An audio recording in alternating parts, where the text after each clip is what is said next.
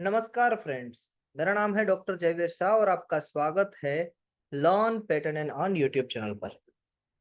आज हम बात करेंगे day 4 of the patent act 21 days challenge, जहां पर हम 29 सेक्शन से लेके 42 सेक्शंस तक जाने वाले हैं।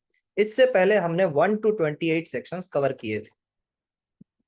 29 सेक्शन से 34 सेक्शंस तक ये बातें कही गई है कि ये एंटीसिपेशन तो होता है, वैसे जनरल टर्म में इसे एंटीसिपेशन माना जाना चाहिए, बट यहां पर वो एग्जेम्पशंस है, यानी एंटीसिपेशन होते हुए भी उसे एंटीसिपेशन नहीं माना जा रहा है। चलिए 29 क्या कहता है? Anticipation by previous application. मान लीजिए कि आपने एक एप्लीकेशन फाइल की है, एप्लीकेशन फाइल की है, आप पर्सन ए है और आपने एक एप्लीकेशन फाइल की है ऑन 1/1/23 और किसी और पर्सन ने, समवन एल्स, आपकी यही इंफॉर्मेशन जिसके लिए आप एप्लीकेशन फाइल करने वाले हैं, वही इंफॉर्मेशन को किसी और पर्सन ने विदाउट योर कंसेंट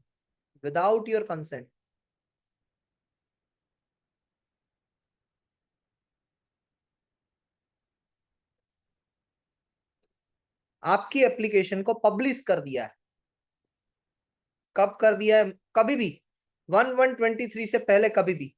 मान लीजिए एक डेट ले लेते हैं कि 1/1/21 को पब्लिश कर दिया है, कभी भी, कोई टाइमलाइन नहीं है यहाँ पर।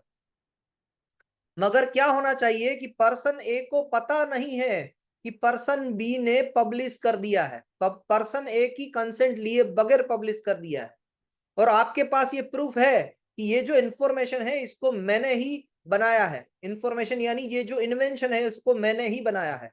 अगर आपके पास ये प्रूफ है तो आप इस केस में ये जो एंटीसिपेशन हो रहा है, ये डॉक्यूमेंट जो एंटीसिपेशन हो रहा है, वो न्यूज़पेपर का आर्टिकल भी हो सकता है, वो रिसर्च पेपर में हो गई पब्लिकेशन भी हो सकती है, या कहीं और जगह पर हो गई पब्लिकेशन भी हो सकती है। अगर आपको पता नहीं था, आपसे कंसेंट नहीं लिया था और बी पर्सन ने जाके पब्लिश कर दिया है, तो उस केस में आपको एंटीसिपेशन नहीं आएगा। यानी आपकी एप्लीकेशन पे ये वाला डॉक्यूमेंट एंटीसिपेट नहीं करेगा, ये वाला डॉक्यूमेंट एंटीसिपेट नहीं करेगा। अब आप कहेंगे कि सर बात तो सही है आपकी, थोड़ा थोड़ा समझ में आ रहा है, क्लियर कीजिए इसे। मान लीजिए कि एक कंपनी है, ये कंपनी है, एक कंपनी के एम्प्लॉयर है, कंपनी के एम्प्लॉयर है, और ये कंपनी के एम्प्लॉई है, जिसको कंपनी ने हायर किया है कि भाई साहब आप इस इन्वेंशन पे, इस रिसर्च पे वर्क कीजिए। अब जब वो वर्क कर रहे थे रिसर्च पे, उन्होंने किसी इंटरव्यू में जाके इस रिसर्च के बारे में बात कर दी और वो इंटरव्यू पब्लिश हो गया। अब एम्प्लॉयर को पता ही नहीं था कि उनके एम्प्लॉई इंटरव्यू में जा रहे हैं और बात कर रहे हैं, और वो पब्लिकेशन में आ गया इसी डेट को, 1/1/21 को। अब एम्प्लॉयर जाके फाइल कर रहा है पेटेंट को 1/1/23 को। अब 23 को जब वो फाइल कर रहा है तब उसे पता चलता है कि एम्प्लॉई ने तो ऑलरेडी ये पब्लिश कर दिया है इंटरव्यू में, और वही कोट करके कोई ओपोजिशन ले रहा है या फिर कंट्रोलर उन्हें ऑब्जेक्ट कर रहे हैं, ये देखो ये तो पहले से ही पब्लिश्ड है। तो तब एम्प्लॉयर बता सकता है कि ये तो किसी और पर्सन ने पब्लिश किया है, इंफॉर्मेशन मेरी है, उस पर हक मेरा है। ये देखिए प्रूफ ऑफ राइट, उसमें लिखा हुआ है, ये देखिए एग्रीमेंट, उसमें लिखा हुआ है कि एम्प्लॉई जो कुछ भी बनाएगा उस पर हक मेरा है, ये इंफॉर्मेशन मेरी है। बट एम्प्लॉई ने मुझे बताए बगैर, यानी एम्प्लॉयर को बताए बगैर पब्लिश कर दिया है कहीं पर डॉक्यूमेंट, इसी वजह से उस पब्लिकेशन को एंटिसिपेशन में नहीं माना जाएगा। So that is the meaning of it. Applicant A publish कर दिया किसी publication without applicant A's knowledge, यानी एप्लीकेंट ए को पता नहीं है, फिर भी वो चीज पब्लिश हो चुकी है by someone else, some person B, invented by applicant है। मगर इसमें ये होना चाहिए कि ये चीज बनाई इन्वेंटेड, यानी बनाई गई है बाय दी एप्लीकेंट ए, या फिर ऑथोराइजेशन है वो एप्लीकेंट ए के पास है। करेक्ट। तो इसी वजह से एप्लीकेंट ए की इस पब्लिकेशन को एंटिसिपेशन नहीं माना जाएगा, not considered as an anticipation. इसमें एंटिसिपेशन क्या है, जो प्रीवियसली, जो मैंने कहा ना एग्जांपल में कि जो इंटरव्यू दे के आए थे दोनों एम्प्लॉय, वो पब्लिकेशन, या फिर किसी न्यूज़पेपर में आ जाए वो पब्लिकेशन, या फिर किसी रिसर्च पेपर में आ जाए, पेटेंट में आ जाए, एप्लीकेशन में आ जाए, वो पब्लिकेशन। अब आते हैं सेक्शन नंबर 30 पे। सेक्शन नंबर 30 कहता है anticipation by previous communication to government.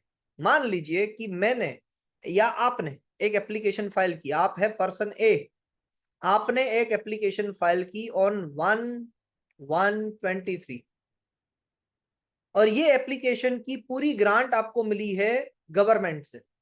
Government की कोई स्कीम चल रही थी, उसके अंदर पहले आपको अपने रिसर्च प्रोजेक्ट को बताना था, स्क्रूटिनाइज करना था, बेंच बैठी थी, बेंच ने अप्रूवल दिया, और ये सारी चीज आपने बेंच के सामने डिस्क्लोज की by the way of presentation, by the way of report, और वो रिपोर्ट भी सबमिट हो गई, और वो रिपोर्ट गवर्नमेंट के उस डिपार्टमेंट को मिल गई। कब मिल गई, मान लीजिए कि 2 बरस या 1 बरस पहले, इसका भी कोई टाइमलाइन नहीं, कभी भी मिल सकती है, 5 बरस पहले मिल गई, 1/1/18 को मिल गई। अब उससे गवर्नमेंट को जब आपने ये सारी इंफॉर्मेशन भेजी थी, उसके 5 बरस बाद आप उस एप्लीकेशन को फाइल करते हैं, 5 6 10 कुछ भी टाइमलाइन हो सकती है। तो अगर आप ये एप्लीकेशन को फाइल करते हैं और उसमें ये वाला डॉक्यूमेंट जो गवर्नमेंट के साथ शेयर किया गया था, गवर्नमेंट के साथ पब्लिकली डिस्क्लोज किया गया था, या गवर्नमेंट ने डिस्क्लोज किया उसको, मगर आपने गवर्नमेंट को कम्युनिकेट किया था, अगर उस डॉक्यूमेंट से कोई एंटिसिपेशन आता है आपकी एप्लीकेशन पे, तो उसे भी एंटिसिपेशन नहीं माना जाएगा।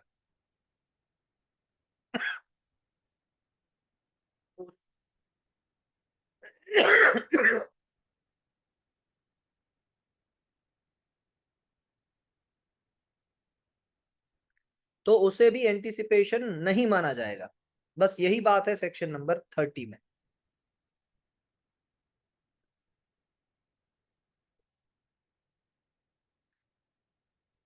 एप्लीकेंट ए, गवर्नमेंट के साथ कुछ भी उन्होंने कम्युनिकेशन किया है, investigation is communicated to the government to investigate, ये भी पर्पस हो सकता है इन्वेस्टिगेशन के लिए, तो वो चीज को एंटिसिपेशन नहीं माना जाएगा। आते हैं सेक्शन नंबर 31 पे। 31 कहता है एंटिसिपेशन बाय पब्लिक डिस्प्ले। अब यहां पर एक अमेंडमेंट आया है, सेक्शन 31 में अमेंडमेंट है, फॉर्म नंबर 31 लगेगा, फॉर्म नंबर 31। ये क्या कहना चाहता है, पब्लिक डिस्प्ले, इसमें थोड़ी सी कंडीशंस है। मान लीजिए कि एक एग्जीबिशन हो रहा है, एग्जीबिशन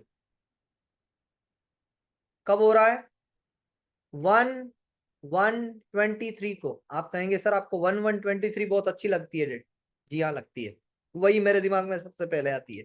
एक एग्जीबिशन हो रहा था 1/1/23 को, और उस एग्जीबिशन में आपने अपनी एप्लीकेशन का पब्लिकेशन कर दिया, यानी आप अपने इन्वेंशन को पब्लिश कर रहे हैं। यहाँ पर इन्वेंशन को पब्लिश कर रहे हैं आप, यहाँ पर इन्वेंशन को क्या कर रहे हैं, पब्लिश कर रहे हैं आप यहाँ पर।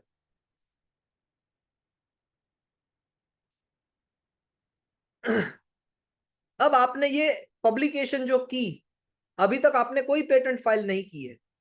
अब आपको कब तक एग्जीबिशन में जो पब्लिश हो जाए उस इन्वेंशन की पब्लिकेशन कब तक करनी है, विद इन 12 मंथ्स, 12 महीने में करनी है, विद इन 12 मंथ्स उसे पब्लिश करना है।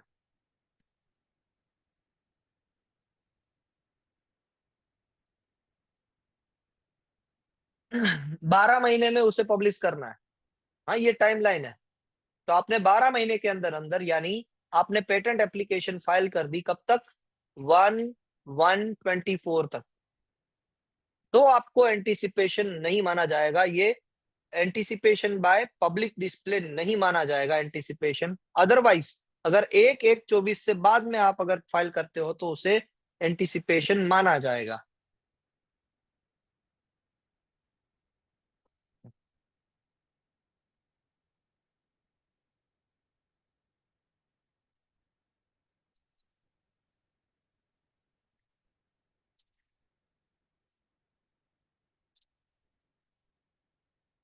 प्रोवाइडेड प्रोवाइडेड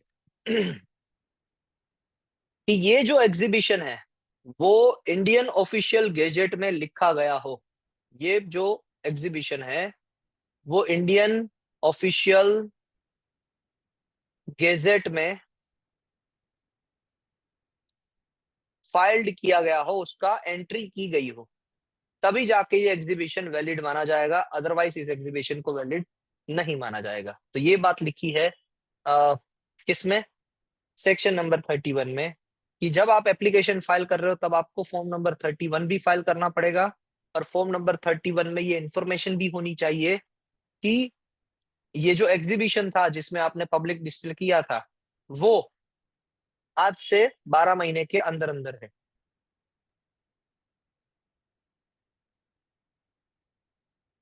यही बात लिखी है।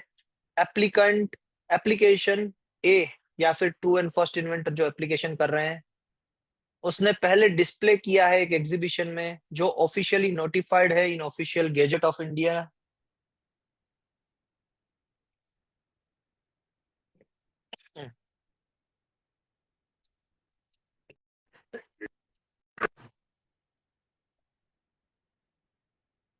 और वहां से 12 महीने के अंदर अंदर अगर क्या किया जाए, एप्लीकेशन को फाइल कर दिया जाए, तो उसे एंटीसिपेशन नहीं माना जाएगा, तो उसे एंटीसिपेशन नहीं माना जाएगा। चलिए नेक्स्ट टॉपिक पे बात करते हैं, सेक्शन नंबर 32। सेक्शन नंबर 32 को समझने के लिए एक एग्जांपल लेते हैं। एग्जाम्पल कुछ इस तरीके से है कि एक दो स्टूडेंट थे जिन्होंने गटर लाइन को साफ करने के लिए, गंदी जगह को साफ करने के लिए एक इन्वेंशन बनाया, और उस इन्वेंशन को उन्होंने रिसर्च करने के लिए कि ये इन्वेंशन सही में वर्क कर रहा है कि नहीं कर रहा है, विदाउट ह्यूमन इंटरवेंशन गंदी जगह को साफ की जा सकती है। तो उस जगह को साफ करने के लिए उन्होंने एक रिसर्च को प्रैक्टिकली एक जगह पर किया, पब्लिक वर्किंग किया। तो पब्लिक वर्किंग उन्होंने कब की, पब्लिक वर्किंग की ऑन 1/1/22 को, पब्लिक वर्किंग की। और उस वर्किंग को किसी एक थर्ड पर्सन ने देख लिया, अनुज जी करके हैं थर्ड पर्सन जिन्होंने ये देख लिया था। अब जब ये पर्सन फाइल कर रहे हैं ना पेटेंट एप्लीकेशन, तो ये फाइल कर रहे हैं पेटेंट एप्लीकेशन को मान लीजिए 1/1/23 को। जो ये दोनों पर्सन थे सेम एंड राहुल, तो सेम एंड राहुल फाइल कर रहे हैं पेटेंट एप्लीकेशन को ऑन 1/1/23 को।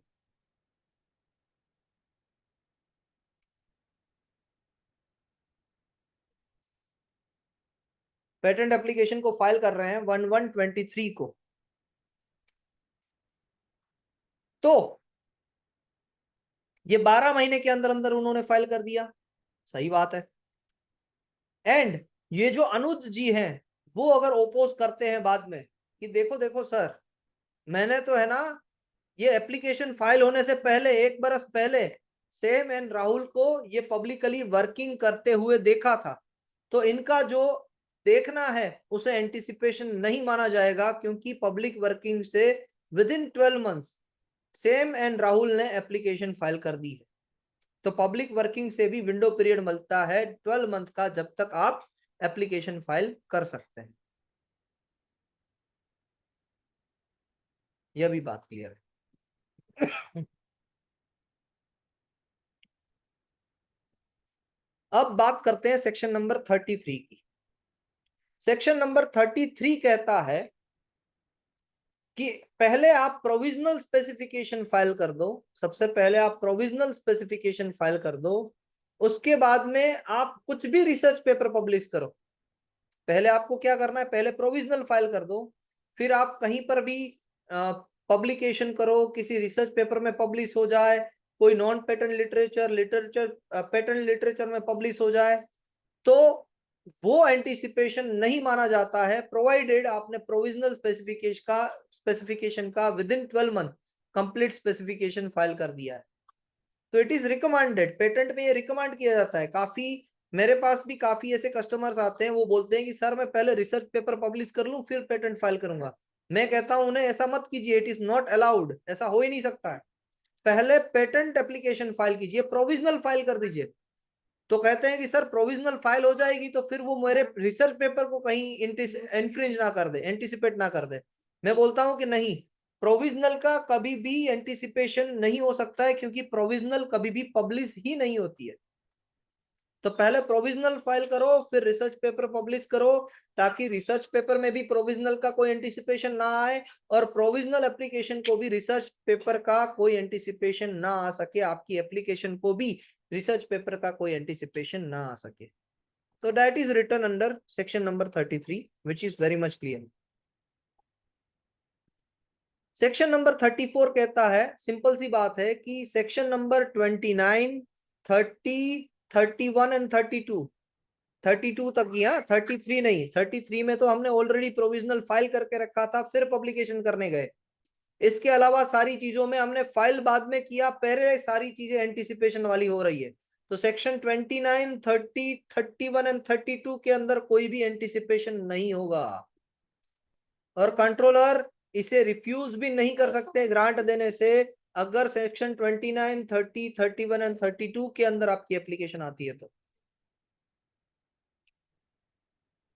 अब आते हैं सेक्शन नंबर 35 में, जो बात करता है सिक्रेसी डायरेक्शन के बारे में। Secrecy direction relating to invention relevant for defence purpose. एक एप्लीकेशन है जो फाइल हुई है डिफेंस पर्पस के लिए, यानी आपकी एप्लीकेशन है, मान लीजिए कि वो डिफेंस पर्पस से रिलेट कर रही है। ऐसा कैसे पता चलेगा कंट्रोलर को?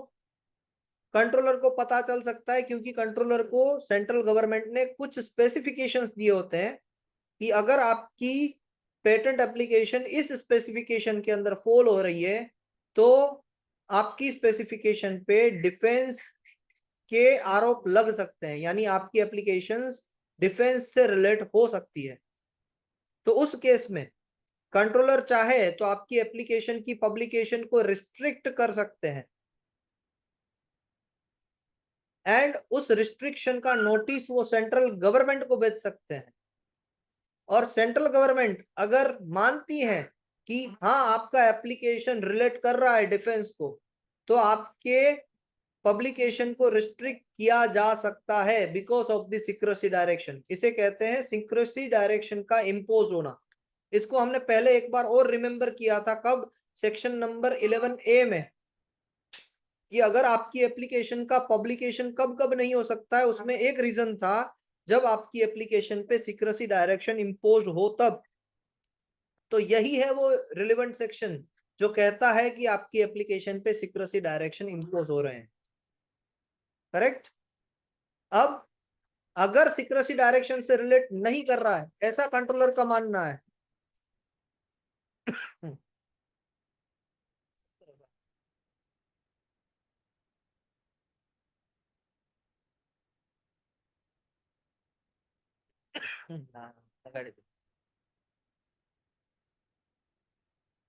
હવે તું જલ્દી લગાડ પછી હું આગળ વધું।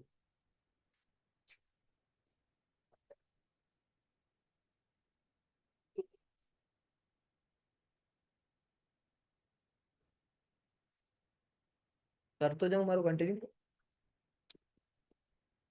अगर सेंट्रल गवर्नमेंट ऐसा समझती है कि हाँ ये जो एप्लीकेशन है वो डिफेंस से रिलेट नहीं कर रही है, तो पहले भले ही कंट्रोलर ने आप पे पब्लिकेशन का रिस्ट्रिक्शन लगाया, बट जैसे ही उनको इंफॉर्मेशन मिलेगी गवर्नमेंट से कि ये रिलेट नहीं कर रही है, वैसे ही आपकी एप्लीकेशन के पब्लिकेशन करने के लिए कंट्रोलर इजाजत दे देंगे, तो फिर वो पब्लिश हो जाएगी इंफॉर्मेशन, आपकी एप्लीकेशन पब्लिश हो जाएगी।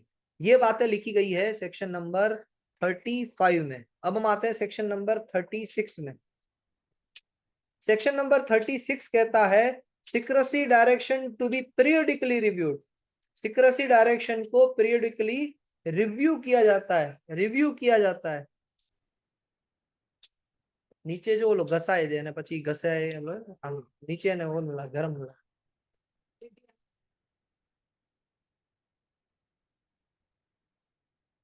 अभी तक हमने देखा कि अगर आपकी एप्लीकेशन डिफेंस से रिलेट कर रही है तो आपकी एप्लीकेशन को पब्लिकेशन रिस्ट्रिक्ट कर दिया जाएगा एंड उसकी नोटिस सेंट्रल गवर्नमेंट को मिलेगी।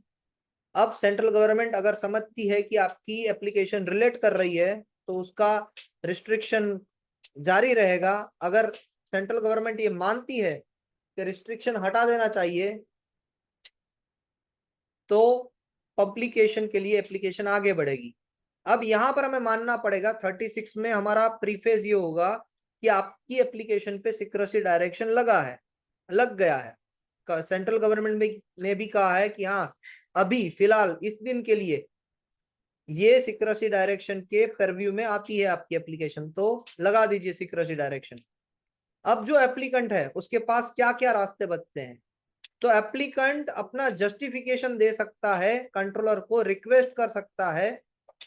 रीजनेबल अगर उसकी रिक्वेस्ट लगे कि हाँ, वो रिक्वेस्ट में अपना डिफेंस रखेगा कि सर देखो मेरी ये जो एप्लीकेशन है वो डिफेंस से रिलेटेड नहीं है, और अगर कंट्रोलर को ये रीजनेबल लगे उनकी रिक्वायरमेंट तो भी एप्लीकेशन को पब्लिकेशन करने दिया जा सकता है।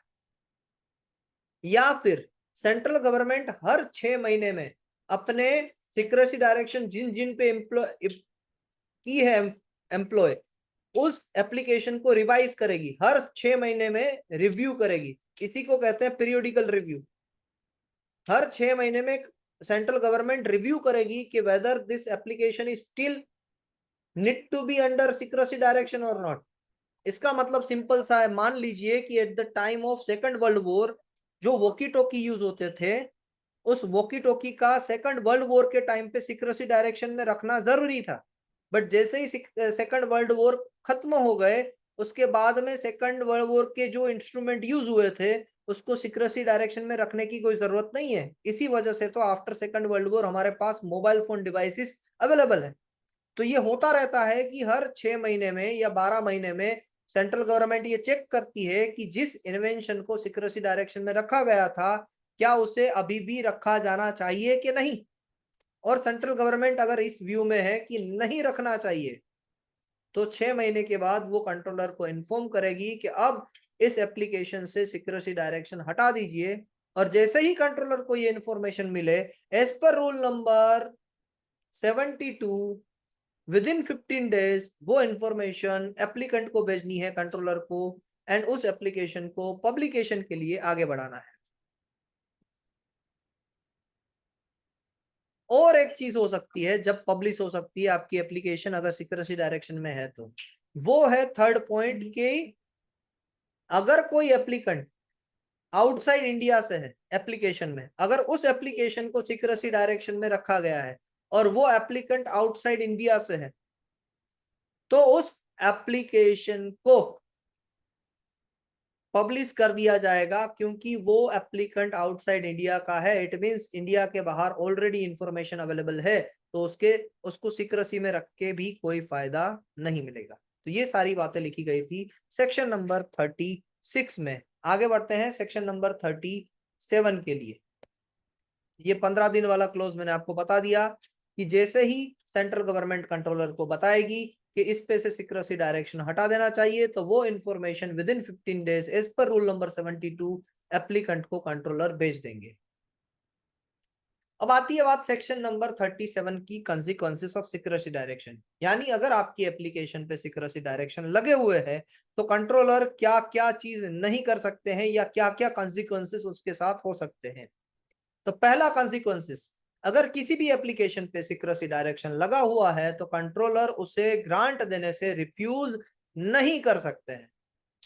दूसरा कॉन्सिक्वेंसेस कि अगर आपकी एप्लीकेशन पे सिक्रेसी डायरेक्शन लगा हुआ है और कंट्रोलर ने रिस्ट्रिक्शन किया है पब्लिकेशन के लिए उस सिक्रेसी डायरेक्शन की वजह से तो उसे अपील भी नहीं किया जा सकता है हाई कोर्ट या डिस्ट्रिक्ट कोर्ट में या सुप्रीम कोर्ट में। तीसरा कॉन्सिक्वेंसेस कि अगर आपके एप्लीकेशन पे सिक्रेसी डायरेक्शन लगे हुए हैं तो अब आपकी एप्लीकेशन दो लोग जान सकते हैं, या तो कंट्रोलर या तो सेंट्रल गवर्नमेंट। अगर सेंट्रल गवर्नमेंट ने आपकी एप्लीकेशन पढ़ी और उनको लगा कि हाँ इस एप्लीकेशन का यूज किया जा सकता है और एप्लीकेशन का यूज किया गवर्नमेंट ने, सेंट्रल गवर्नमेंट ने, तो फिर जब आपकी पेटेंट ग्रांट होगी तब आपको क्या मिलेगा, एज पर सेक्शन 100, 101 एंड 103। ये क्या कहते हैं कि गवर्नमेंट यूज करती है आपकी एप्लीकेशन को, अगर उन्होंने सिक्रेसी डायरेक्शन लगते हुए आपकी एप्लीकेशन का यूज किया, आपके इन्वेंशन का यूज किया, तो आपको सोलेशियम दिया जाएगा, और जिस पीरियड के लिए आपकी एप्लीकेशन सिक्रेसी डायरेक्शन में है उस पीरियड के लिए कोई रिन्यूअल फीस नहीं लगेगी। ये कॉन्सिक्वेंसेस है। तो टोटल यहाँ पर 4 कॉन्सिक्वेंसेस है। पहला, कंट्रोलर ग्रांट देने से मना नहीं कर सकता है। दूसरा, आप अपील नहीं कर सकते हो उस ऑर्डर को। तीसरा, सोलेशियम मिलेगा आपको अगर गवर्नमेंट ने यूज किया तो। एंड चौथा, आपको रिन्यूअल फीस फाइल नहीं करनी पड़ेगी अगर पेटेंट ग्रांट हुई तो। सेक्शन नंबर 38, मान लीजिए कि आपकी एप्लीकेशन फाइल हुई थी। सेक्शन नंबर 38 होता है एक्सटेंशन ऑफ टाइम। उसको समझने के लिए, क्या आपने एक एप्लीकेशन फाइल की थी ऑन 1/1/23 को, सिक्रेसी डायरेक्शन आपकी एप्लीकेशन पे लगा, और सिक्रेसी डायरेक्शन लगा मान लीजिए 1/2/23 को, एंड सिक्रेसी डायरेक्शन रिवोक हुआ मान लीजिए 1/1/25 को। तो अब आप फर्स्ट एग्जामिनेशन रिपोर्ट यानी फॉर्म नंबर 18 कब तक फाइल कर सकते हो, तो उसके लिए 2 क्लोज है।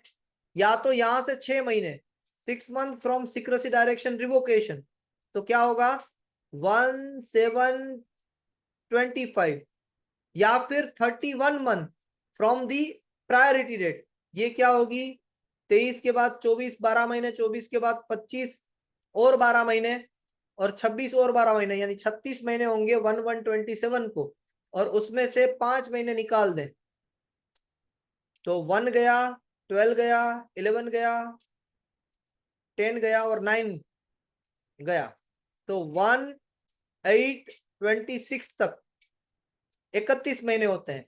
यानी प्रायोरिटी डेट से 31 मंथ, या फिर 6 month from the secrecy direction revocation, whichever expires later, जो भी बाद में एक्सपायर होगा उस टर्म तक फॉर्म नंबर 18 फाइल किया जा सकता है। इसका सिंपल सा मीनिंग निकलता है कि सिक्रेसी डायरेक्शन रिवोक होगा तो एटलीस्ट 6 महीने तो आपके पास होंगे जब तक आप फॉर्म नंबर 18 फाइल कर सकते हो। आगे बढ़ते हैं, आगे बढ़ते हैं। परिवार 5 मिनट भी रही है ना हमारा 42 तो सुधी છે।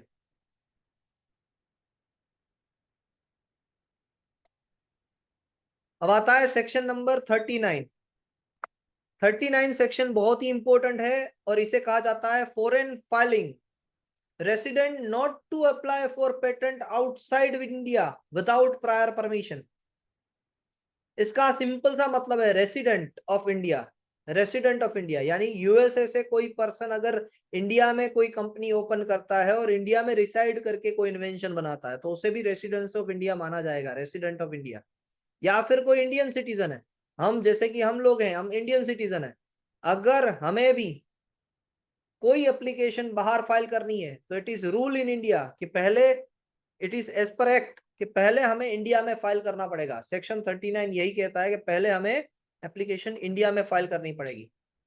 पहली एप्लीकेशन जब हम इंडिया में फाइल करेंगे, फिर आफ्टर 6 वीक, 6 महीने, 6 हफ्ते के लिए हमें वेट करना है। आफ्टर 6 वीक हम बाहर फाइल कर सकते हैं एप्लीकेशन को, अगर एप्लीकेशन पे कोई सिक्रेसी डायरेक्शन ना लगे या एप्लीकेशन कोई भी गवर्नमेंट के सिक्रेसी डायरेक्शन या एटॉमिक एनर्जी के लॉ को वायोलेट ना कर रहा हो।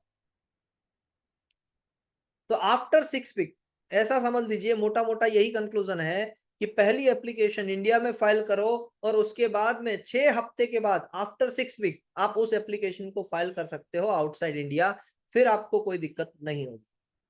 दूसरा है कंडीशन कि मान लीजिए कि कोई ऐसी एप्लीकेशन है कि जो सेक्शन 3K में आती है। ये एक परसेप्शन बोल रहा हूं कि कोई भी ऐसी एप्लीकेशन हो सकती है कि जो डायरेक्टली आउटसाइड इंडिया में फाइल करनी है। क्या होगा उसका एग्जाम्पल, तो एग्जाम्पल होगा कि कंप्यूटर प्रोग्रामिंग की एप्लीकेशन इंडिया में फाइल नहीं हो सकती है, वो एप्लीकेशन आपको डायरेक्टली यूएसए में फाइल करनी है। तो तब भी अगर आप इंडियन रेसिडेंट है तो आपको पहले कंट्रोलर के पास से परमिशन लेनी होगी फॉर्म नंबर 25 फाइल करके।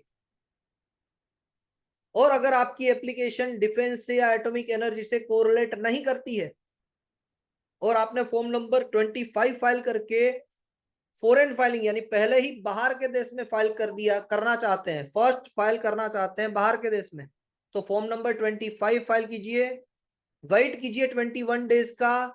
आपको कंट्रोलर बाद में ऑर्डर देंगे कि आप फाइल कर सकते हैं कि नहीं कर सकते हैं, मगर कब, जब आपकी एप्लीकेशन डिफेंस से या एटॉमिक एनर्जी से कोरिलेट नहीं करती है तब।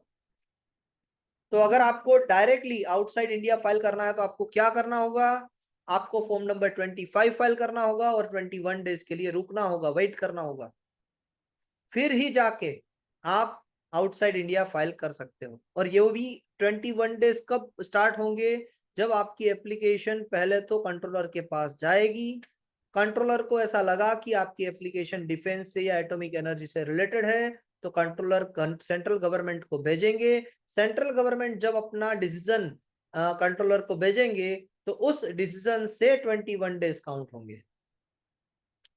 इसका मतलब समझ लीजिए फॉर्म 25 फाइल करके एटलीस्ट 21 डेज आपको वेट करना है, फिर भी कंट्रोलर आपको बताएंगे कि आपको बाहर फाइल करना है कि नहीं करना है।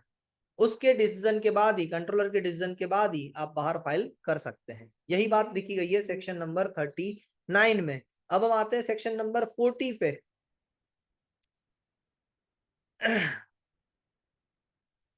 सेक्शन नंबर 40 कहता है कि अगर मान लीजिए किसी ने आपकी बात ना मानी, कंट्रोलर को कहते हैं कि किसी ने आपकी बात ना मानी, किसकी बात, सेक्शन नंबर 35 की और 39 की। क्या बात ना मानी, कि आपकी एप्लीकेशन सिक्रेसी डायरेक्शन में होते हुए भी या आपकी एप्लीकेशन इंडिया में फाइल ना किए बगैर, फॉर्म नंबर 25 फाइल ना किए बगैर डायरेक्टली आपने अपनी एप्लीकेशन को बाहर फाइल कर दिया, यानी आपने कोई भी जो सेक्शन 35 एंड 39 में बात कही गई है उसको नहीं माना, तो आपकी एप्लीकेशन अबेंडन हो सकती है और आपकी पेटेंट रिवोक हो सकती है। ये बता रहा है सेक्शन नंबर 40 कि अगर आपने सेक्शन 35 और 39 की बात ना मानी तो एप्लीकेशन फेज में है तो आपकी एप्लीकेशन रिवोक अबेंडन हो सकती है, एंड पेटेंट फेज में है तो आपकी पेटेंट रिवोक हो सकती है। This is written under section number 40, liability of contravention of section 35 and section 39 if filed outside when application either in force as per section 35 or without satisfying any condition mentioned in section 39 can be revoked as per section 64। Application है तो abandon होगी, patent है तो revoke होगी। अब आते हैं section number 41 पे। 41 कहता है finality of order of controller and central government. अगर आपकी एप्लीकेशन पे कंट्रोलर ने या सेंट्रल गवर्नमेंट ने, मेनली कंट्रोलर ने ये कह दिया है कि भाई ये एप्लीकेशन सेक्शन 35 में है, आपको अभी पब्लिकेशन के लिए रुकना पड़ेगा, आप अपनी एप्लीकेशन को अपील नहीं कर सकते हो, बाहर मत जाइए कहीं फाइल करने के लिए, या फिर सेक्शन 39 से ये जो कंडीशंस आप पे डाली गई है उसमें जो भी डिसीजन लिया है कंट्रोलर ने या सेंट्रल गवर्नमेंट ने वो फाइनल है, उस पर कोई अपील नहीं की जा सकती है। Neither can be called in IPAB जो अब आईपीडी बन चुका है, इंटेलेक्चुअल प्रॉपर्टी डिवीजन पे ये डिसीजन का कोई अपील नहीं किया जा सकता है, नॉर इन एनी कोर्ट, कहीं पर भी district court, high court, supreme court, कहीं पर भी जाके आप अपील नहीं कर सकते हो। किसके डिसीजन को, कंट्रोलर के डिसीजन को तो नहीं कर सकते हो, बट सेंट्रल गवर्नमेंट के डिसीजन को भी आप अपील नहीं कर सकते हो। Section number 42 saving in respecting disclosure to government, controller can disclose the application under secrecy direction for the examination purpose in order to make any decision on publication। इसका मतलब है कि कंट्रोलर अगर आपकी एप्लीकेशन सिक्रेसी डायरेक्शन में है और मान लीजिए कि गवर्नमेंट उसका यूज करना चाहती है, तो गवर्नमेंट रिक्वेस्ट करती है कंट्रोलर को कि कंट्रोलर जी ये देख तो लीजिए कि ये पेटेंट होने के लायक है या नहीं है, यानी ऐसा ना हो कि ये जो सिक्रेसी डायरेक्शन है वो पहले से ही कहीं पर पब्लिश हो। तो उस केस में आपकी एप्लीकेशन भले ही सिक्रेसी डायरेक्शन में है मगर कंट्रोलर के पास ये पावर है सेक्शन 42 से कि आपकी एप्लीकेशन सिक्योरिटी डायरेक्शन में होते हुए भी उसकी एग्जामिनेशन करवा सकते हैं। तो ये सारी बातें लिखी हुई थी सेक्शन नंबर 29 से सेक्शन नंबर 42 तक। कॉन्ग्रेचुलेशन, अब आप सेक्शन नंबर 42 तक पहुंच चुके हैं, यानी 25% ऑफ सिलेबस पेटेंट एक्ट का आपका कवर हो चुका है। अगर आपने ये कोर्स एनरोल किया है पेटेंट एक्ट का 21 डेज का चैलेंज, तो मुझे अपनी नोट्स भेजना मत भूलिएगा व्हाट्सएप नंबर पे, जिससे मुझे पता चले कि आपने किस तरीके से मैं जो बात बता रहा हूं उसे एडॉप्ट किया है। पॉइंट वाइज नोट्स बनाइएगा, हर एक सेक्शंस के पॉइंट्स बनाइएगा। जितने कम पॉइंट्स में जितना ज्यादा आप एक्सप्लेन कर पाते हैं तो उतने कम पॉइंट्स लिखिएगा, वही ज्यादा आपको रिमेंबर रहेगा, रिकॉल कर पाएंगे। सो that is the advice from my side. Have a nice day and जय हिंद।